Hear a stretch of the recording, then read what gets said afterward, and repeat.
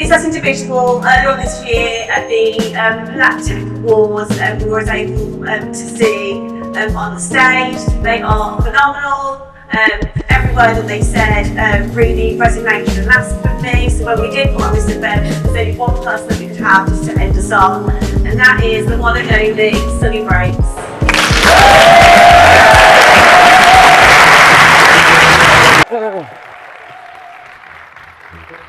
Oh,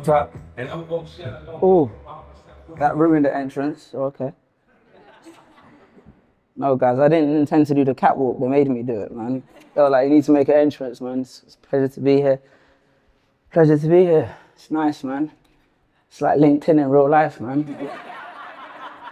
You know? LinkedIn is a weird place, isn't it? I feel like it's getting weirder. And I know it can't be my friends, because my friends are all unemployed, so they're not even on it. So I feel like it's the people I followed. I feel like ever since they added videos, it's like the corporate version of Snapchat, you know, and there's all like, senior management shouldn't have that much access to short form content, you know. They just shouldn't. It's a kid's game. But I was on LinkedIn and I came across an interesting post. There's a lady called Chika. She has, I don't know how to pronounce her second name, which I'm a bit embarrassed about because she's Nigerian and my wife's Nigerian, but she has a podcast called the Afropolitian Podcast. And she has a very interesting thread where she writes about a founder she met in Nigeria. And the founder built a payment solutions that works offline. And he went to raise funding from a VC. And the VC said to him, how much money did you take to build this? And he said, I didn't raise any. It cost me $200 to build it.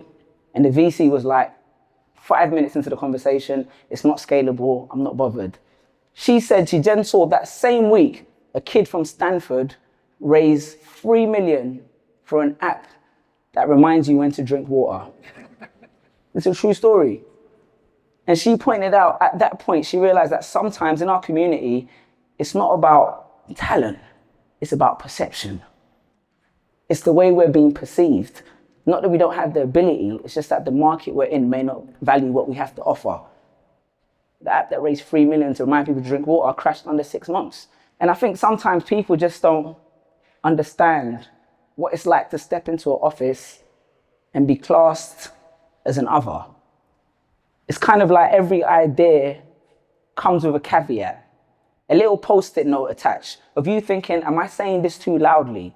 Am I saying it in the wrong tone? It's like every conversation is structured around code switching. It's kind of like every sentence is punctuated with imposter syndrome. But then they say, you know what, it doesn't matter because we have International Women's Day or Black History Month. And we're supposed to be like, okay, for once, at least we get to have something with some seasoning in it for lunch. You know? Or maybe they do what they do in British Airways, did you see it? They had the entire staff in the middle of the terminal doing the candy dance. And there was that one woman, you know, the older Jamaican woman, you could see on her face saying like, I ain't got time for this shit. They ain't paying me enough for this. But it's kind of like we do one celebration and they act like we've solved race relations.